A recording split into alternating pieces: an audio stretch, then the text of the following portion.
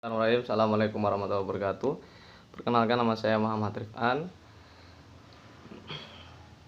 Pada kesempatan kali ini saya akan menjelaskan terkait materi yang ada di dalam manajemen mutu terpadu, yaitu terkait kepuasan pelanggan. Adapun nanti saya akan berbincang-bincang terkait pengertian pelanggan, kemudian ada cara pandang terhadap pelanggan, kemudian mengidentifikasi kepuasan pelanggan ataupun kebutuhan pelanggan, dan yang terakhir mengakomodasi kebutuhan dari pelanggan itu sendiri. Untuk hakikat kepuasan pelanggan, ketika kita berbicara materi MMT, itu ketika seseorang bisa paham, bisa mengerti, bisa mengetahui tentang materi ini, pasti secara gamblang, secara sadar akan meningkatkan sebuah mutu dalam pelayanan. Ketika seseorang bisa meningkatkan mutu dalam pelayanan tersebut, pasti kepuasan pelanggan akan terjalin, akan terlaksana. Begitu pula sebaliknya, ketika seseorang tidak bisa mengaplikasikan terkait materi ini yang ada di dalam manajemen mutu terpadu, pasti menaikkan mutu ataupun kesadaran dalam meningkatkan mutu dalam sebuah produk ataupun pelayanan jasa itu tidak akan berjalan, sehingga kepuasan pelanggan pun menjadi nomor yang kesekian berapa tidak tahu. Nah, pada saat sekarang ini saya akan sebelum membahas secara luas, saya akan membahas terkait pengertian pelanggan itu sendiri. Secara awam, pelanggan merupakan pihak yang membeli ataupun menggunakan produk atau jasa yang ditawarkan. Yang ditawarkan ini masing-masing ketika berada di ranah jual beli, berarti yang ditawarkan apa yang sudah diperjualbelikan. Misal jual beli HP, yaitu orang yang membeli HP tersebut. Kemudian pelayanan menggunakan produk atau jasa. Jasanya apa di sini? Jasa pendidikan. Berarti orang yang melaksanakan atau menggunakan jasa pendidikan tersebut. Dan siapa pelanggannya? Yaitu peserta didik itu sendiri menjadi pelanggan. Kemudian definisi pelanggan memberikan pandangan mendalam yang penting untuk mengapa perusahaan harus menciptakan dan memelihara pelanggan, dan bukan hanya untuk menarik pembeli. Mungkin di sini ada dua kata, yaitu pelanggan dan pembeli. Pelanggan itu orang yang bisa dikatakan sudah sering mampir ataupun sudah sering datang untuk membeli atau melaksanakan transaksi ataupun menggunakan jasa, gitulah ya. Ketika sedangkan pembeli itu orang yang mau baru menarik, dalam artian itu orang yang baru ingin merasakan sebuah produk ataupun ingin menggunakan jasa. Itu merupakan dari gambaran pelanggan dan pembeli. Kemudian untuk MMT itu sendiri mendefinisikan bahwa pelanggan semua pihak yang menerima jasa atau produk yang dihasilkan oleh si pemproduksi ataupun eh, seorang yang membuka layanan tersebut. Jadi pelanggan ini orang yang mendapat pelayanan, orang yang membeli produk, itu disebut pelanggan. Kemudian di ranah membahas tentang pelanggan, pelanggan itu dibagi menjadi dua, yaitu pelanggan internal dan pelanggan eksternal. Nah, nanti untuk pelanggan internal, pelanggan eksternal itu dibagi-bagi lagi menjadi ada pelanggan internal primer, ada pelanggan internal sekunder, ada pelanggan internal tersier. Kemudian nanti juga ada pelanggan eksternal primer, pelanggan eksternal sekunder, juga ada pelanggan eksternal tersier. Nah, untuk itu kita bahas secara gamblang terkait tadi pembagian jenis-jenis pelanggan. Yang pertama pada pelanggan internal. Konteks pendidikan peserta didik atau mahasiswa itu dikategorikan sebagai pelanggan internal, tetapi juga peserta didik dan mahasiswa juga bisa dikategorikan dalam pelanggan eksternal. Ketika siswa ataupun peserta didik atau mahasiswa itu dikategorikan sebagai pelanggan internal, itu ketika peserta didik tersebut bisa berperan aktif dalam meningkatkan mutu dari sekolah itu sendiri, atau bisa dikatakan peserta didik itu aktif dalam sekolah. Kemudian dikatakan sebagai pelanggan eksternal karena peserta didik tersebut sifatnya masif, tidak menguntungkan untuk sekolah yang ada untuk sekolah tersebut. Jadi peserta tersebut tidak memberikan impact terlalu besar terhadap sekolahannya itu sendiri. Di ranah pendidikan itu untuk pelanggan internal dikatakan pelanggan internal yang primer itu ada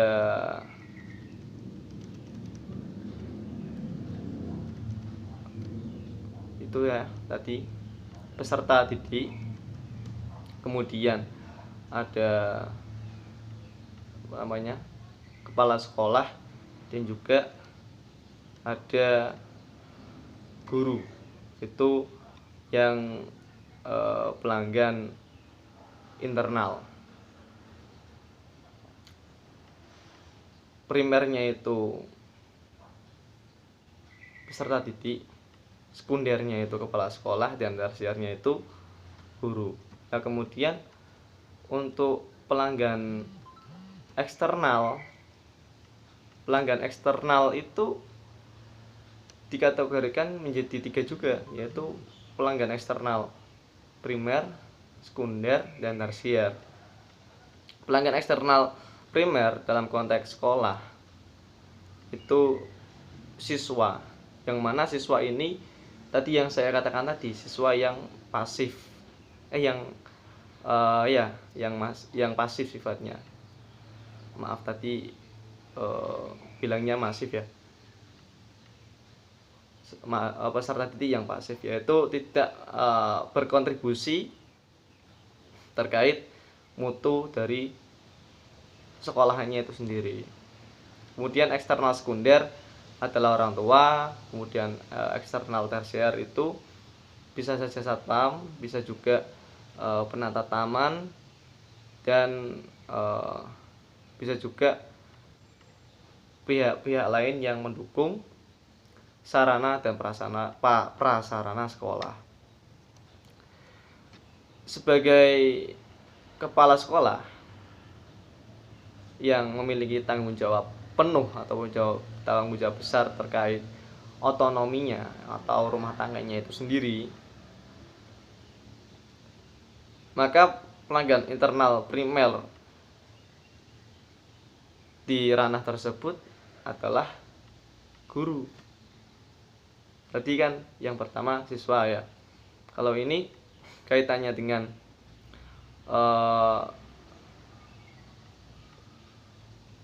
yang mengacu pada kepala sekolah, itu yang menjadi pelanggan internal primernya itu guru, dan pelanggan internal sekundernya itu staf administrasi, kemudian staf pendukung dan staf-staf lainnya.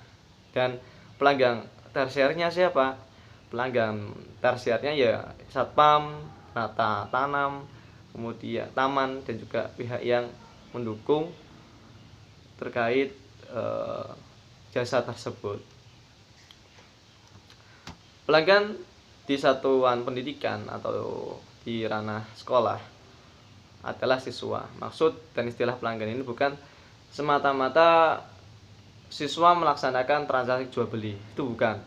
Akan tetapi di sini siswa bukan melaksanakan transaksi jual beli, akan tetapi pelanggan di sini pelanggan penerima jasa, yang mana setiap peserta didik juga memiliki hak dan memiliki kewajiban, yang mana haknya itu mendapatkan pengajaran dan pelajaran. Di sini peserta didik berhak untuk mendapatkan untuk menambah kemampuan dirinya, baik dalam skill kognitif ataupun skill psikomotorik, dan juga menumbuh kembangkan sikap ataupun afektif. Jadi pelanggan di sini, yang mana di sini disebut sebagai siswa atau peserta didik, itu perlu mendapatkan hak-hak tersebut. Lain halnya dengan pihak sekolah sebagai penyedia jasa, sehingga dapat jadi tidak memperhatikan untung dan rugi, namun ada semangat dan bimbingan secara profesional untuk meningkatkan mutu. Jadi maksudnya itu gini, sebagai pembuka layanan ataupun pembuka jasa, pihak sekolah juga wajib berperan aktif dalam meyakinkan pelanggan ataupun memuaskan pelanggannya. Lah, dalam segi apa? Yaitu dalam segi profesional dalam bekerja. Ketika seseorang ataupun ketika peserta didik ataupun siswa itu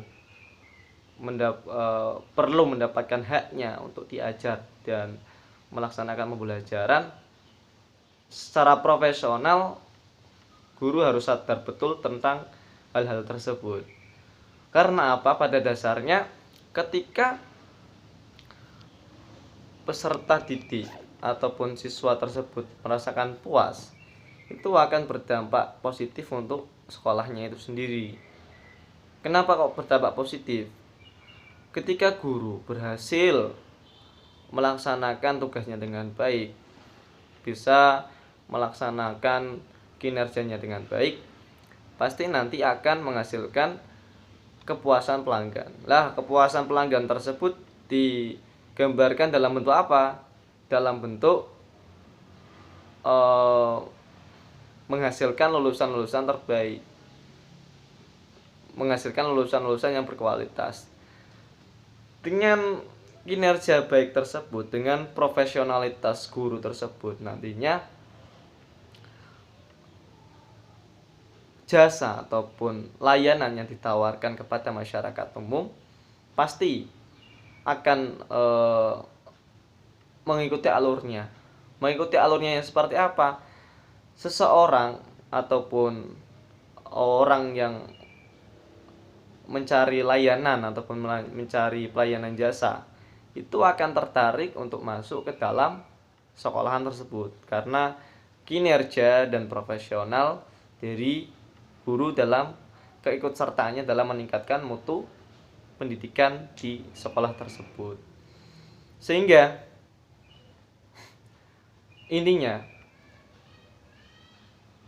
siswa ataupun peserta didik sebagai pelanggan, yang mana pelanggan di sini bukan pelanggan jual beli, akan tetapi pelanggan di ranah pendidikan,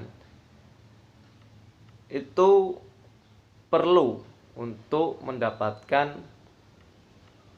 hak-haknya dengan baik. Hak-haknya tadi yang saya katakan tadi yaitu hak untuk mendapatkan ilmu, kemudian mendapatkan fasilitas yang memadai, itu menjadi sebuah kepentingan yang harus terpenuhi. Karena ketika hak tersebut terpenuhi, pasti peserta didik untuk mengembangkan dirinya sendiri, untuk meningkatkan mutu, meningkatkan kualitas, itu akan jauh lebih mudah. Sehingga impact-nya untuk sekolah yang mereka gunakan untuk belajar juga besar nantinya. Yaitu tadi nanti mengeluarkan lulusan-lulusan terbaik, mengeluarkan lulusan-lulusan yang berkualitas, dan masih banyak yang lainnya. Dengan begitu tidak perlu banyak sosialisasi, tidak perlu banyak adanya iklan sana sini. Pasti orang tersebut atau seseorang yang menginginkan jasa dari lembaga pendidikan tersebut akan datang sendiri karena melihat kinerja dari pendidik ataupun seseorang yang di dalam tersebut bisa bekerja secara profesional ataupun bekerja secara baik. Kemudian cara pandang terhadap pelanggan. Salah satu tantangan terberat dari pelaksanaan manajemen mutu terpadu adalah komitmen pimpinan puncak dan juga pimpinan menengah. Lah, pimpinan puncak itu siapa sih? Pimpinan puncak itu ada kepala sekolah, kemudian ada staf ataupun guru, dan yang terakhir ada siswa. Itu paradigmanya seperti itu urutannya. Kepala sekolah, kemudian staf ataupun guru, dan yang terakhir siswa atau peserta didik.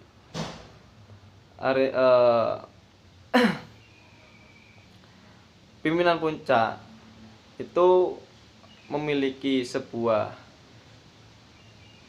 tugas penting yang mana harus bisa mengerti situasi dan kondisi di lapangan seperti apa.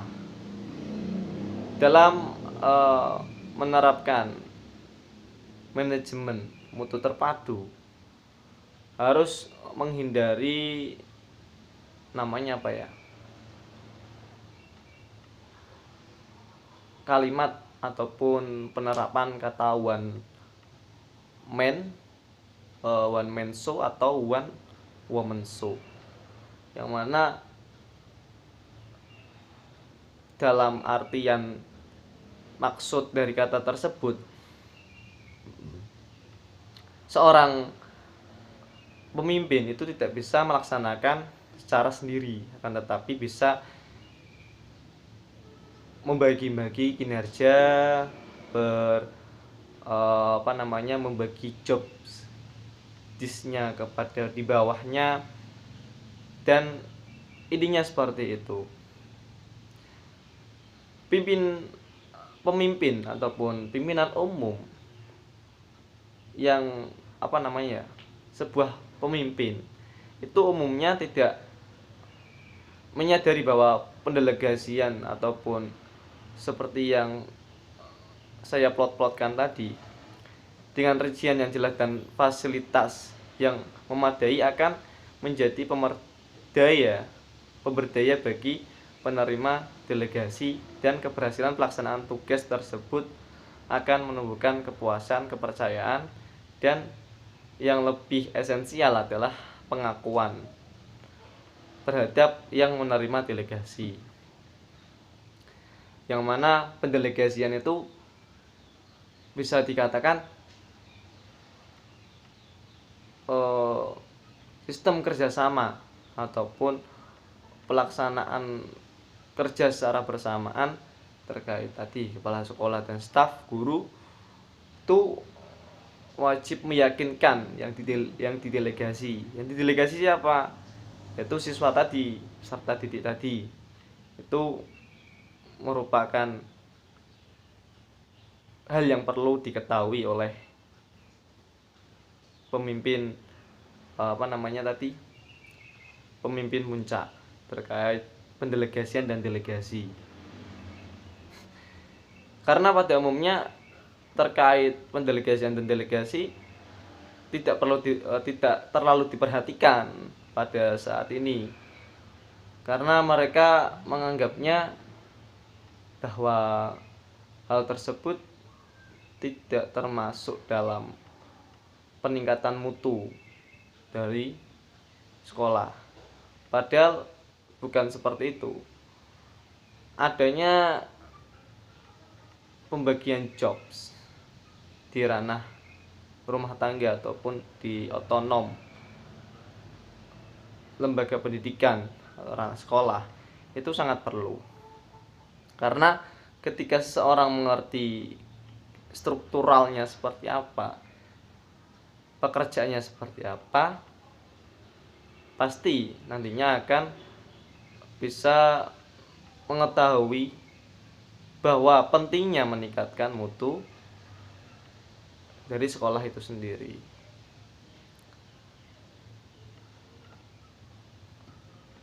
Peran dan fungsi pemimpin pada cara pandang paradigma kontemporer, pemimpin adalah pelayan atau lebih tepatnya pemasok bagi semua warga atau pihak yang menerima hasil kerja atau produk darinya.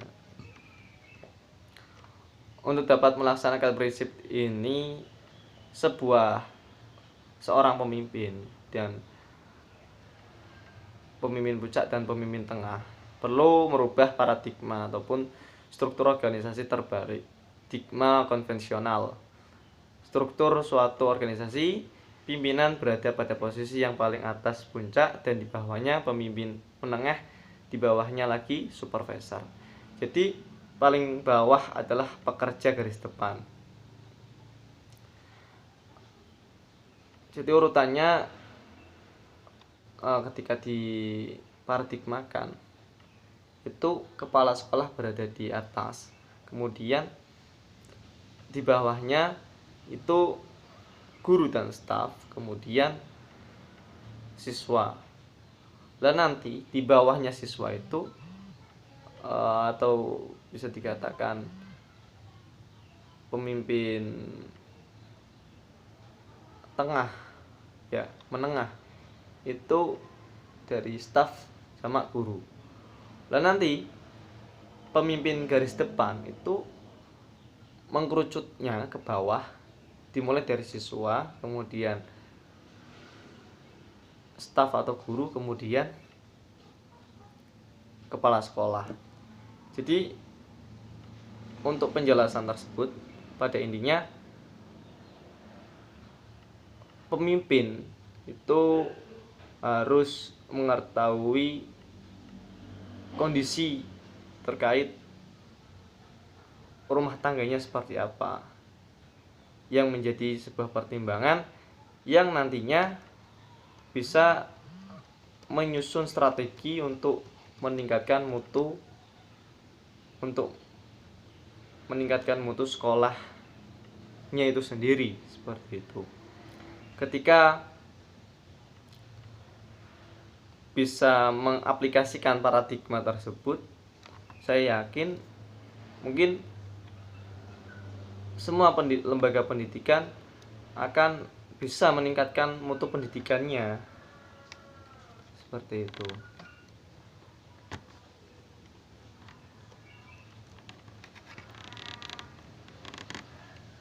Dalam menanggapi pelanggan itu bisa diperhatikan juga tentang loyalitas pelanggan. Karena pada dasarnya loyalitas pelanggan merupakan sebuah kunci yang paling utama dari perusahaan atau pembuka layanan jasa untuk menang dalam persaingan. Tentunya dalam ranah lembaga pendidikan saja lah ya. Itu persaingan dalam dunia pendidikan, pelayanan pendidikan itu sangat ketat. Pemimpin yang bisa memanage dengan baik organisasi di dalamnya, organisasi rumah tangganya, akan jauh lebih mudah meningkatkan mutu ataupun kualitas dari lembaga pendidikan itu sendiri. Akan tetapi hal itu akan sirna, akan berbanding terbalik apabila si pemimpin tidak bisa memanage dengan baik. Memanage dengan baik seperti apa? Mengetahui situasi dan kondisi, apa yang harus dibutuhkan oleh pelanggannya, yang mana di sini adalah siswanya atau peserta didiknya secara internal. Kemudian bisa mengetahui apa saja yang dibutuhkan oleh guru-guru dan stafnya, memperhatikan hak-hak mereka juga. Kemudian juga harus mengetahui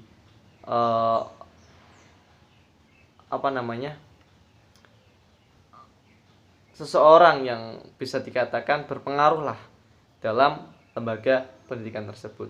Jadi seorang pemimpin harus juga memperhatikan hal-hal yang demikian kalau ingin menginginkan suatu layanan ataupun produknya itu bisa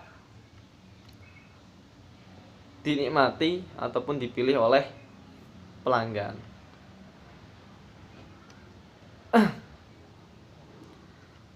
Karena rumusan dalam kepuasan pelanggan bisa dikategorikan loyal itu ketika semua apa yang diinginkan itu bisa terpenuhi. Lah, ketika pelayanan jasa ataupun pembuka ataupun pencipta produk tersebut tidak bisa memuaskan pelanggan atau bisa dikatakan tidak sesuai dengan harapan yang diharapkan oleh pelanggan tersebut, maka hasilnya akan sia-sia. Loyalitas pelanggan sudah tidak ada lagi. Pelanggan tidak akan mau seperti itu.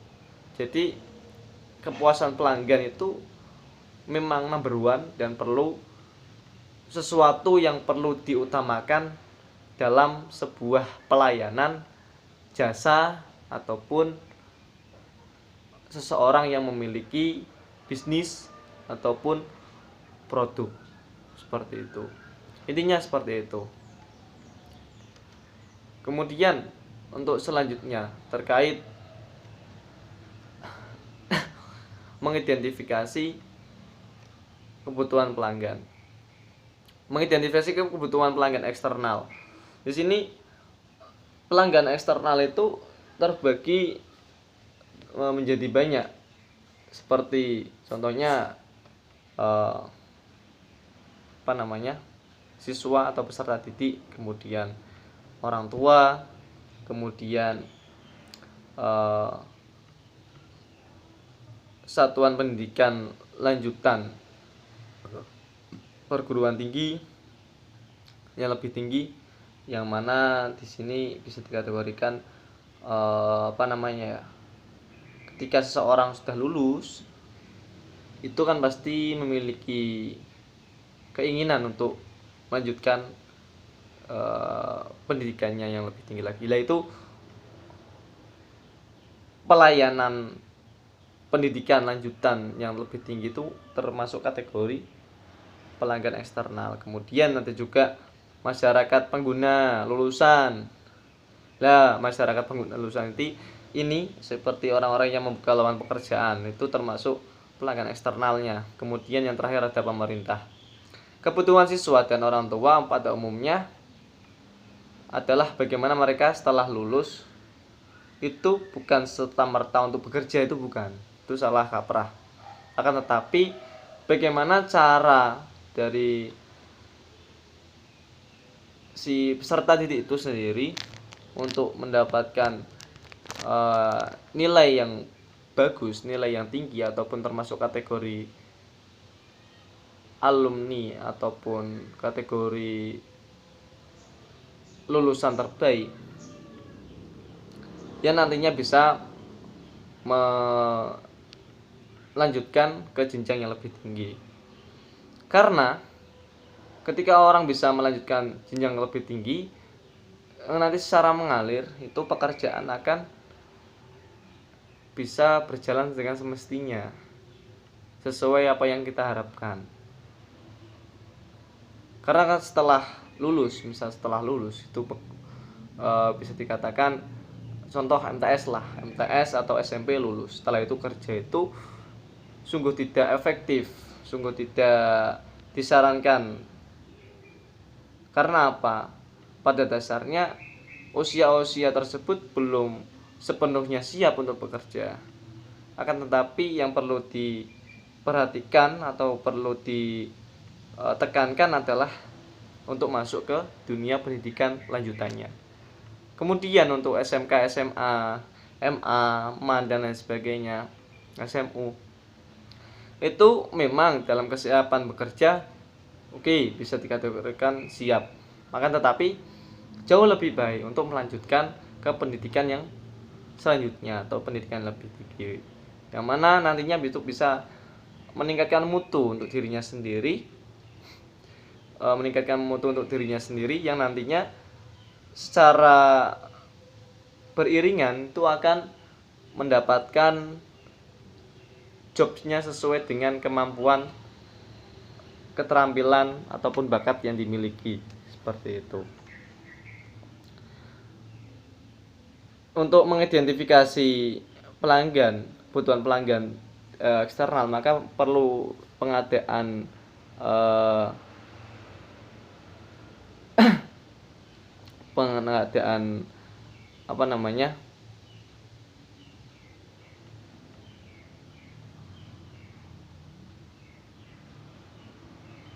sebuah langkah yang perlu diperhatikan, yang seperti contohnya yaitu informasi dari orang tua dapat diperoleh melalui angket, kemudian pertemuan khusus antar komite sekolah dan yang merupakan mitra kerja sekolah tersebut, kemudian pengumpulan informasi yang dilakukan melalui seminar, workshop, terus kemudian FGD itu forum group discussion, itu menjadi mengidentifikasi kebutuhan dari pelanggan eksternal, bisa melakukan tersebut. Kemudian mengidentifikasi kebutuhan pelanggan internal. Pelanggan internal primer dalam satuan pendidikan adalah siswa, sedangkan sekunder staf karyawan TU, kemudian juga teknisi, pustakawan dan staf lain. Secara formal, lulusan satuan pendidikan tingkat dasar tidak dibenarkan bekerja karena belum memenuhi usia minim bekerja, seperti yang saya katakan tadi. Untuk kebutuhan siswa di satuan pendidikan ini adalah bagaimana bisa belajar dengan maksimal, utamanya guru, kepala sekolah dan staf perlu berupaya dengan segala hal disertai dengan rasa simpati dan empati untuk menciptakan efektivitas pembelajaran di ruang kelas. Kemudian fasilitas yang ada juga dibenahi untuk menciptakan sebuah kepuasan tersendiri untuk pelanggan internal tersebut, yang nantinya hal tersebut bisa menjadi semangat belajar siswa yang aktif yang nantinya bisa melanjutkan pendidikan sesuai apa yang diinginkan, yaitu masuk ke perguruan tinggi, seperti itulah. Kemudian juga hal yang perlu dilaksanakan seperti apa, yaitu ya juga melaksanakan perkumpulan antara guru, kemudian juga rapat antar wali murid, kemudian juga menggunakan apa namanya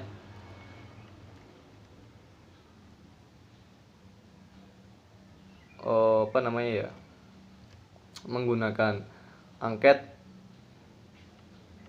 untuk menumbuhkan atau mengerti apa saja yang perlu ditekankan untuk